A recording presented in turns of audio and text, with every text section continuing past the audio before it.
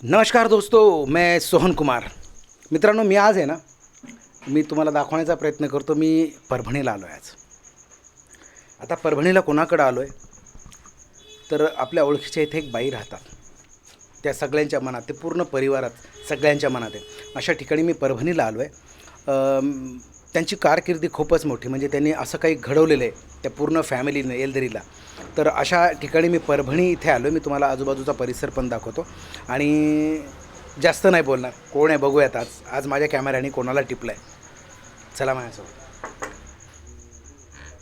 आज मी ज्यांना तुम्हाला भेटवणार आहे ना मित्रांनो, एकदम सगळ्यांच्या मनामध्ये ते घरच पूर्ण, अख्खं घर, त्या घरातले सगळे फॅमिलीचे लोक मनामध्ये आणि डोक्यामध्ये याच्यासाठी, कारण खूप काही त्यांनी आपल्या डोक्यामध्ये भरलं माझ्या बालपणी, आपल्या सगळ्यांच्याच. तर त्या घरातनंच हे शिक्षादान आपल्याला भेटलेलं.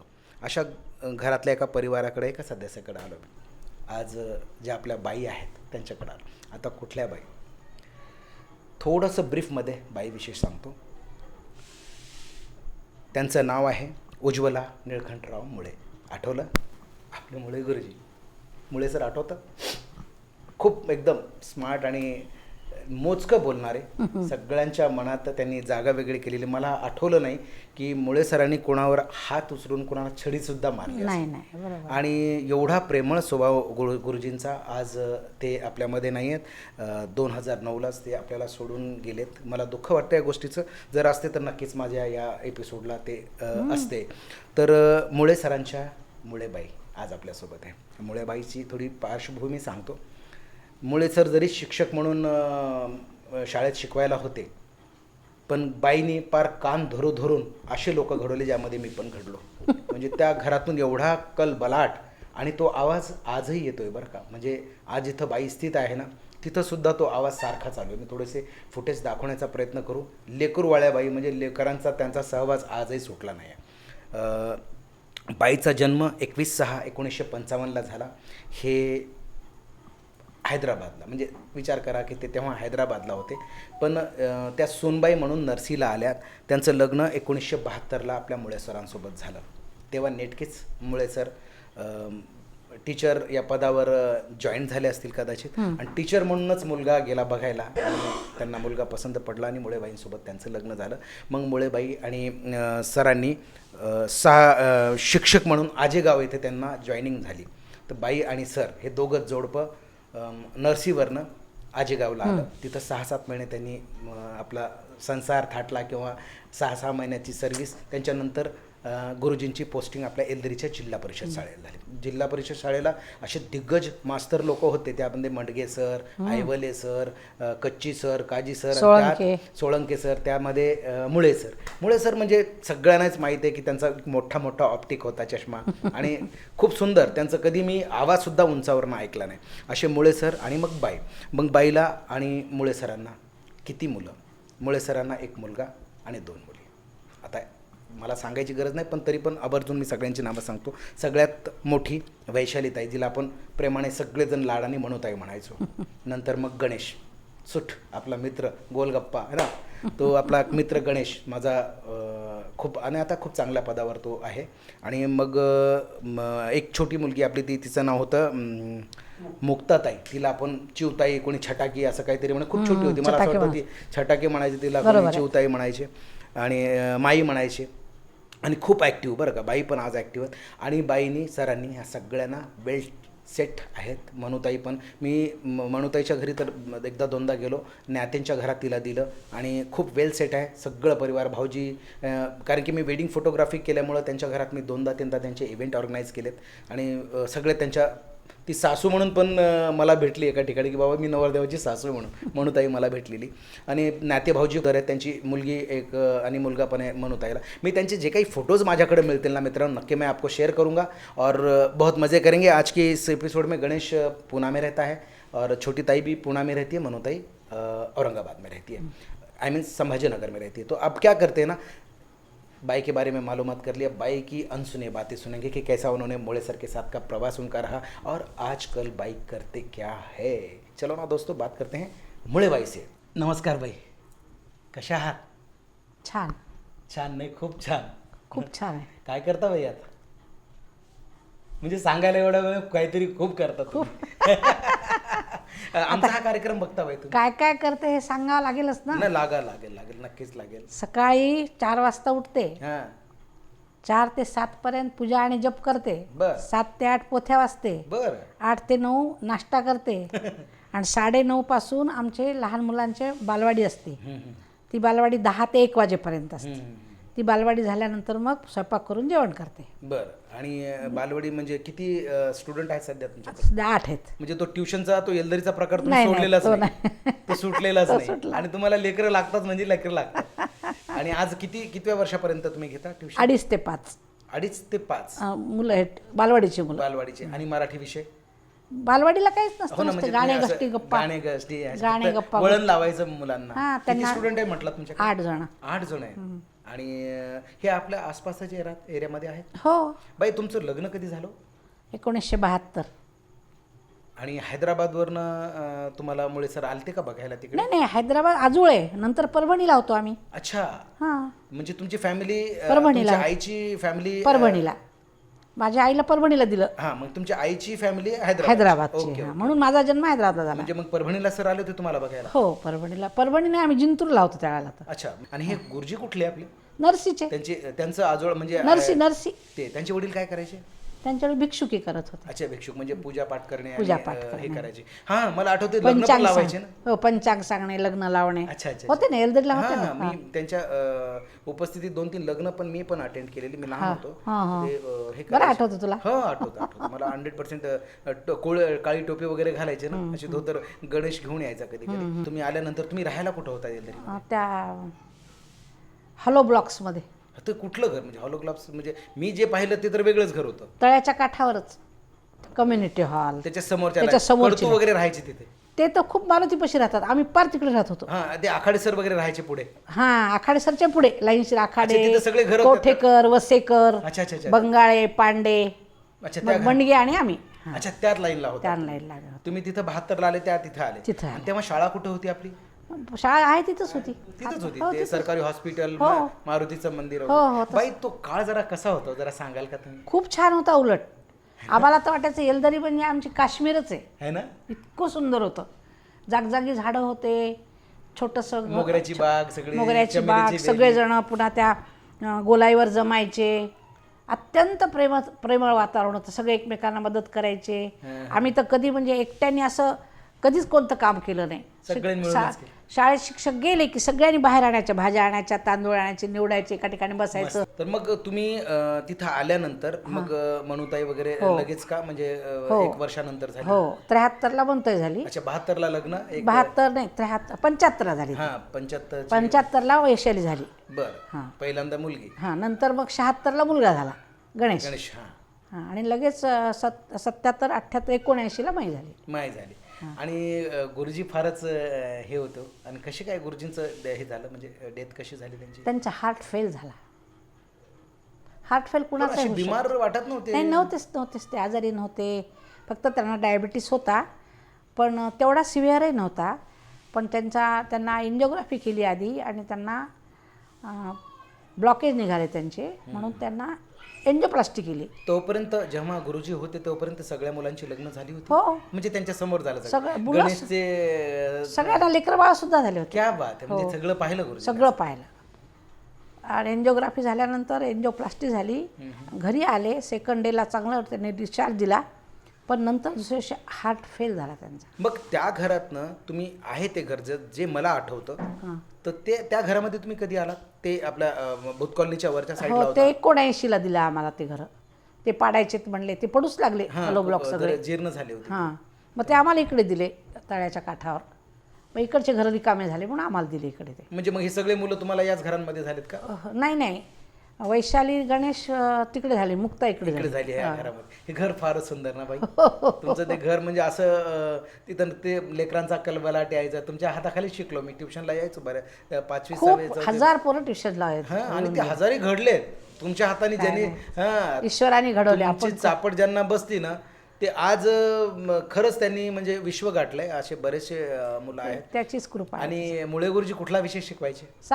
सायन्सला शिकवायचे. सायन्सचे फार छान म्हणून ताई माझी क्लासमेट आहे आणि गणेश मला ज्युनियर होता ते भौतिकशास्त्र म्हणजे पदार्थ विज्ञान फार छान शिकवायचे खूप म्हणे. मी पोरं म्हटलं ना सांगतात की असं मुळे सर क्लासमध्ये आले ना की एकदम शांत वातावरण, असा आनंद वाटायचा. म्हणजे त्यांचा हसमुख चेहरा, बोलताना पण ते शांत पद्धतीने बोलायचे, कोणाचा आवाज नाही आणि घाबरतही नव्हतं कोणी मुळे सरांना, कारण की ते मारतच नव्हते कोणाला. आणि तुमच्या बाजूला आणखी कोण कोण राहत होतं? महालणकर म्हणून राहत होते. कुठल्या? त्या बाजूच्या ब्लॉकमध्ये? हो, अधिकारी होते ते, याचे इंजिनियर होते ते. मग ते फारुखी नंतर आले होते का? फारुखी म्हणून हो, कोणी- फारुखी नंतर आले. नंतर आले होते ना. तर कारण की तो फारुकीने मला दुबईवरनं फोन केला की जेव्हा मी तुमचं घर दाखवलं ना, त्या गणेशच्या घरचं बाजूचं तो त्यांचे मुलं ते छोटे छोटे उन्हाळ्यात फिरायला यायचे ना, तर त्यांनी मला सांगितलं यार तुम लोग हो कौन यार, बोले इतना अच्छा तुमने बताया, जो मुळे भाई का तुम घर बोल रहे हो उनके बाजू का घर मेरा था बोले. आता ते मुलं दुबईला आहेत, कोणी कतरला आहे, कोणीतरी आहे. त्यांचं आमचं इतकं प्रेम होतं. एक दिवस त्यांच्या घरातच म्हणल्यामुळे अब्बी की अब्बी चलो मुळेबाई के पास. ते मालक म्हणाले तो अरे मुळेबाई यानी क्या शिवाजी चौक मालूम हो रहा क्या तेरे को? अपन अरे आपण गुलबर्गा में हैं वहाँ कहाँ जाएंगे जान दो बोले. असं म्हणजे खूप ते हे. आणि त्यांची जी मुलं आहेत ना, उत्सुक होते. त्यांची ते मुलं आहेत ना 2-3, ते फक्त उन्हाळ्यामध्ये काहीतरी यायचे वाटतं ते. आणि सरांना लिहायची खूप आवड होती ना, तर त्या मुलांना फार नवल वाटायचं. ते काय करायचे, असे वाकून पाहायचे, मम्मी वो अभी भी लिख रेच, मम्मी वो अभी भी लिख रेच, असं लिहायचे गुरुजी. त्यांचं सारखं चालायचं. काही लिखाण. काही लिखाण तुम्हाला आठवतं त्यांचं? त्यांचं लिखाण म्हणजे कविता वगैरे नव्हतं, त्यांचे जमा खर्च आणि शाळेतले सगळं. अच्छा, ते त्यांना लेखी ठेवायचे सगळं. हां, सगळं रोजच्या रोज जमा. खूप मॅनेजमेंट परफेक्ट होता. हो, फार. म्हणजे त्यांनी कधीच असं त्यांचं काही हरवलं नाही, कधी फाटलं नाही, कधी असं त्यांनी शोधलं नाही. ते म्हणायचे आंधळ्याने जरी हात फिरवला तरी आपल्या वस्तू सापडल्या पाहिजे, इतकी शिस्त होती त्यांची. आणि त्यांच्या खिशामध्ये असा आयताकृती एक कागद असायचा, त्याच्यावर रोज कोणाला फोन करायचे, कोणाला केले, कोणाचे आले, कोणाचं ते सगळं जमा असायचं शेवटपर्यंत, म्हणजे आत्तापर्यंत. हो. आणि पहिले सुद्धा त्यांच्या वह्या पाहिल्या तर तुम्ही 10 पैशाची सायकलमध्ये हवा भरली, 10 पैशाची कोथिंबीर आणली, हे सुद्धा लिहायचे ते. इतकी शिस्त होती त्यांची. रोजच्या रोज तो झालंच पाहिजे लिखाण. शक्यच नाही, कोणालाच शक्य नाही. आम्ही त्यांच्या सहवासातले असून आम्ही शिकलो नाही त्यांचं काही. इतकी शिस्त होती. खूपच गुरुजीच. आणि मुलींवर पण मस्त. आता म्हणूताईला कुठं दिलंय? औरंगाबादलाच. आणि म्हणजे काय करतात जावई? मोठे मॅनेजर आहेत गरवारे कंपनी. गरवारीला ज्ञाते भाऊजी ना. आणि ती खूप मोठी ज्ञाते फॅमिली आहे त्यांच्या. म्हणजे ती त्या एका शूटला गेलो तिच्या घरी. त्यांचा मोठा भाऊ पण नगरपालिकेमध्ये. हो, त्यांना पण भेटलो महानगरपालिका. हो, त्यांच्याशी संपर्क आला माझा बऱ्याच वेळा. आणि गणू पुण्याला चिंचवडलाच आहे ना. आणि त्याची सासरवाडी कुठली? परभणी. अच्छा, ती सासरवाडी परभणीचीच आहे. काय करते गणूची वाईफ? हाऊस वाईफ आहे. घर वगैरे तिथं त्यांनी 2 घर आहेत त्याला पुण्याला. खूप मस्त. आणि छोटी छोटी पुण्यालाच आहे. काय करतात जावई? त्या दोघांनी मिळून एक शाळा काढली आहे. बस, म्हणजे तुमचा उपक्रम त्यांनी पण बंद नाही केला. तिची शाळा खूप वेगळी आहे. तिच्या शाळेचं नाव प्रक्रिया आहे. बरं. आणि ती प्रक्रिया अशी आहे की त्या शाळेमध्ये युनिफॉर्म नको, बेंच नको, तुमचे दप्तर नको, हसत खेळत शिक्षण आहे. नुसते मुलं येतात. वेगळीच प्रक्रिया आहे. वेगळी प्रक्रिया आहे ती. जरूर तिला भेटतो जाऊन. फार वेगळंच आहे. कितवीपर्यंत आहे ती शाळा? ते कितवी काही नाही, सगळे एकत्रच शिकतात आणि बाहेर परीक्षा देतात. म्हणजे त्याला सरकार मान्यता आहे? हो हो हो. कसं असं? म्हणजे एक नवीन पालकांची मान्यता पाहिजे. सरकारचं काय, सरकार काही मान्य नाही. मग तुम्ही त्या परीक्षेला सर्टिफाईड कसे करता ना? परीक्षेला बसवतात ना ते. बाहेरून बसवतात ना. 7वी 8वी पासून बसवायचे. तोपर्यंत सगळं नॉलेज द्यायचं. आणि सगळ्या क्लासला? सगळ्या क्लासला. बालवाडीपासून आहेत. किती स्टुडंट आहे त्याच्याकडे आता? सध्या 50 आहेत. एक नवीन उपक्रम आहे ना. हो, फारच वेगळं. मित्रांनो बघा, हे काहीतरी नवीन ऐकायला आपल्याला खूपच नवीन. ती मुक्त आहे, तिला आपण हे म्हणायचो माई म्हणायचो. त्यांचे जे जावई आहेत त्यांनी काहीतरी एक असं प्रक्रिया नावाची एक वेगळा शाळा काढली, प्रयोग केला. आणि त्यामध्ये हे नवीनच ऐकायला मिळाले. मी नक्कीच आपण तिचा पण इंटरव्ह्यू पुण्याला गेल्यानंतर करतो. मी गणेशला पण भेटवणार आहे. तिच्या काही शाळेचे काही फुटेजेस व्हिडिओज असले तर मी तुम्हाला शेअर करतो. 1992ला तुम्ही परभणीला का म्हणून? मला गुरुजी रिटायर झाले म्हणून. परभणीला मुलं मॅट्रिक झाल्यानंतर येलदरीला कॉलेज नव्हतं, एवढंच कारण होतं. परभणीला शिक्षणासाठी तुम्ही उच्च शिक्षणासाठी इकडे? उच्च शिक्षणासाठी आलो. म्हणजे सरांचं म्हणणं होतं ते करतील अपडाऊन, जाऊ दे पद झालं. पण मी म्हणलं नाही, तसं नको. अपडाऊन करायला त्रास होतो मुलांना. आपण परभणीला घर करू. मग हे प्लॉट घेतलेलाच होता. 2 खोल्या बांधलेल्या होत्या. बरं. मग इथं आलो राहायला. म्हणजे तुम्ही येलदरीला असतानाच हा इथला प्लॅनिंग केला होता परभणीचा सरांनी आणि तुम्ही. मग तुम्ही मोठ्या ताईची वैशालीची 10th झाल्यानंतर आलात की? नाही, वैशालीचे 10th झाल्यानंतर तिला आमच्या आईकडे ठेवलं 1 वर्ष. गणेशचे 10th झाल्यावर आले. म्हणजे इथं आजीकडेच होते ते. हा एक वर्ष ती आजीकडे होती. मग ह्याचं मॅट्रिक झाल्यावर मात्र मी आले. अच्छा, म्हणजे तुम्ही तेव्हा प्लॅनच केला आणि प्लॅनच त्याच्यानंतर केला. किती दिवसांनी गुरुजी 2.5 वर्षानंतर म्हणजे आले. 2 वर्षासाठी आधीच तुम्ही येलदरी सोडलं. मग गणेशने इथून एज्युकेशन कम्प्लीट केलं हो. आणि छोटीनं पण. मग हो. छोटी तेव्हा मग ती नसेल छोटीला 10वीला. 8वीलाच होती. 8वीला होती ती. ती इथं आली तेव्हा 8वीला परभणीला. हो. मग तिनं बाकी उच्च शिक्षण कुठून घेतलं?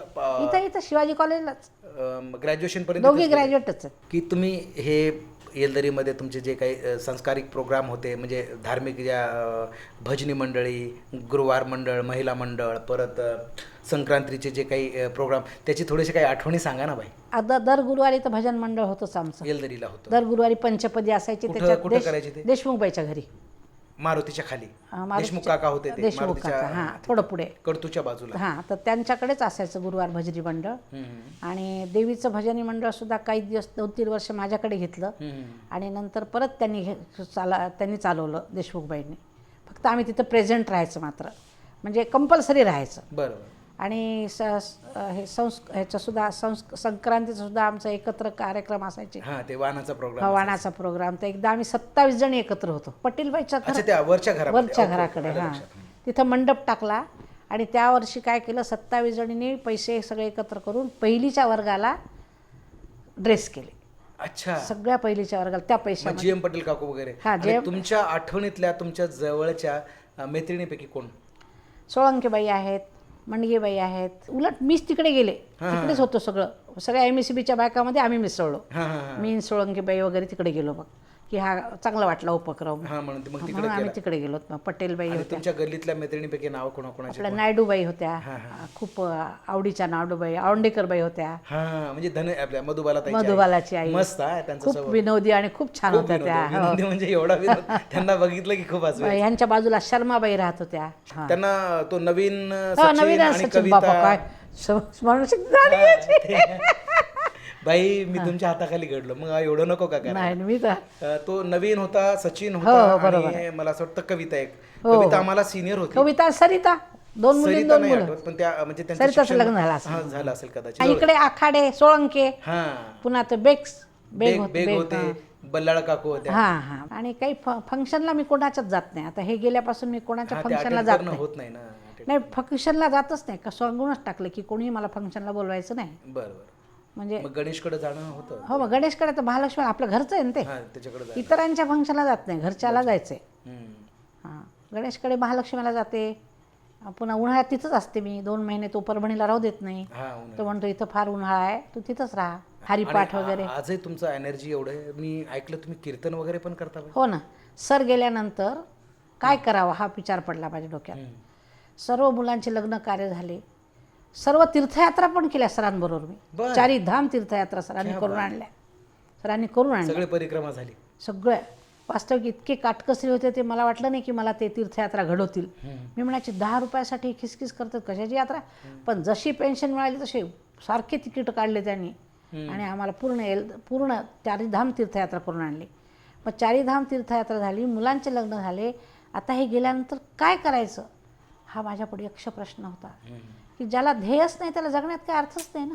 पण काय ध्येय, लहान मुलं असले तर त्यांना जगवायचे, यात्रा करायचं, यात्रा पाहायचं, सगळं झालं. आता काय करायचं. म्हणून आमच्या मग नाही, आमच्या इथं बकुळताई विठ्ठलराव पिळसोळकर म्हणून आमच्या महाराजांच्या पट्टशिष्या भेटल्या. कुठल्या महाराजांची? पासलेगावकर महाराजांच्या पट्टशिष्या. त्यांचं नाव आहे बकुळताई विठ्ठलराव पिळसोळकर. त्या पुण्यातच होत्या. मग आमच्या लहान मुलीचे गुरु आहेत त्या. मग लहान मुलगी त्यांना म्हणली की तुम्ही एकदा माझ्या आईला भेटा. तर त्या म्हणल्या नाही बाळा, मी कोणाच्याच घरी भेटायला जात नाही, तर माझा भाऊ तुम्हाला येऊन घेऊन जाईल म्हणे. मग गणेश गेला, त्यांना घेऊन आला आणि त्या माझ्याजवळ बसलेल्या होत्या. मी म्हणलं मी रडू लागले. तर म्हणल्या नाही, रडून प्रश्न सुटत नाहीत म्हणल्या. मी म्हणलं मी काय करू, हा यक्ष प्रश्न आहे माझ्यापुढे ध्येयच नाही, म्हणून मला जगावंसं वाटत नाही. तर त्या म्हणल्या गुरुसाठी जग. क्या बात. कोणासाठी जगू म्हणलं तर गुरुसाठी जग म्हणल्या. म्हटलं गुरुसाठी जग म्हणजे काय करायचं नेमकं. गुरुसाठी जग हे बरोबर आहे, पण नेमकं काय करू. म्हणल्या त्यांच्या कीर्तनाचा प्रचार कर, त्यांच्या नावाचा प्रचार कर, त्यांच्या शिकवणीचा प्रचार कर, कीर्तन कर म्हणल्या. मी म्हणलं मला कीर्तन येत नाही. शिक म्हणल्या. शिकल्यावर काय येत नाही. वयाच्या 55व्या वर्षी नारद शाळेमध्ये वर्षभराचा कोर्स केला येलदरीला, पुण्याला. आणि तिथून मग परत नैकोटवाडी नावाचं परळीजवळ एक गाव आहे, ते आमच्या महाराजांच्या गुरुचे गुरु आहेत ते. त्या गुरूंच्याकडे पहिलं कीर्तन करायला लावलं मम्मीनी, त्या अशा बाजूला बसल्या मला कीर्तन करायला लावलं. आता कुठेही कीर्तन कर म्हणले. त्याच्यानंतर कीर्तन सुरू केलं. आता 100 एक प्रयोग झालेत कीर्तनाचे. क्या बात. कीर्तन करता, दिवसा पोरांना ट्युशन, परत हे अध्यात्म खूप स्वीकारला तुम्ही. काही नाही, नाही मग आता एवढं माझ्या दुःखावर मात व्हावी म्हणून एक विषय मला पाहिजे विरंगुळा होता. पण पाहिजे. कुठला म्हणून विरंगुळा मला कसा? म्हणजे आपल्या दुःखावर मात करण्यासाठी आपण शिकलोय. त्याच्यात आपण आध्यात्मिक किंवा दुसऱ्यांना शिकवण्याचं काही नाही, आपल्यासाठी आपण करतोय. मित्रांनो, जगणं काय मुळे बायकोडनं शिकलं पाहिजे. म्हणजे काय ना, सगळंच झालं. तीर्थयात्रा संपल्यात, मुलं वेलसेट आहेत, मुली वेलसेट आहेत, नातरुंड पाहिली, पाथरुंड पाहिली, सगळे अंगावर खेळलेत. पण आता कसं होतं ना की जगायचं काय हा एक मोठा क्वेश्चन मार्क बाईसमोर आला. तर कोणी संगीताची साथ घेतं, कोणी भजनाची साथ घेतं. हां, मग कोणीतरी एक चांगला गाईडर कोणीतरी येतो आणि असं काहीतरी आयुष्य जगून देतो. आज जर बाईच्या चेहऱ्याकडे पाहिलं ना, तुम्हाला आजही तसाच आनंद बाईकडे दिसेल आणि तीच एनर्जी. ही एनर्जी टिकवणं शक्य नाही आहे मित्रांनो आजच्या काळामध्ये. एवढं हायब्रिड खाल्लं चाललं आहे ना, नको ते जंक फूड, हायपर फूड्स, नको तेवढ्या बिमाऱ्या. जाणं सगळ्यालाच आहे, पण काहीतरी वाटत गेलं तर एक नाव सुटत जातं मागे. मित्रांनो, खूप चांगलं वाटलं मला बाईला भेटून. तुम्हाला कसं वाटलं कमेंटमध्ये नक्की कळवा. आज मुळे सर असते तर नक्कीच ही जागा मी त्यांच्यासाठी सेफ प्रिझर्व ठेवलेली आहे, पण नाही आहेत. आता दुसऱ्या एपिसोडमध्ये खूप चांगल्या व्यक्तीला तुमच्यासमोर घेऊन येणार आहे आणि मी कुठेही जाईल एलदरीसाठी, एलदरीच्या लोकांसाठी कुठेही जाईल आणि तुम्हाला भेटवत राहील. मला आर्थिक मदत हवी आहे, तर तुम्ही या एक आठवणच्या शृंखलेला असंच सुरळीत चालवायचं असेल, तुम्हाला असं वाटत असेल की भरपूर एपिसोड व्हावा, गल्ली गल्लीतला माणूस, घरातला माणूस या माध्यमातून आपल्यापर्यंत पोहोचावा, तर तुम्ही नक्कीच मला योगदान करा. या एक आठवणला मी डिस्क्रिप्शनमध्ये माझा QR कोड आणि माझं अकाउंट डिटेल देत आहे. तुम्ही भरभरून मला प्रतिसाद द्या. आशा करतो मुळेबाईंचा हा एपिसोड तुम्हाला आवडला असेल. लगेच दुसऱ्या एपिसोडमध्ये नवीन सेलिब्रिटीसोबत आपण भेटूयात. तोपर्यंत बघत राहा एक आठवण, सौ निरीक्षणाची साठवण. Thank you so much.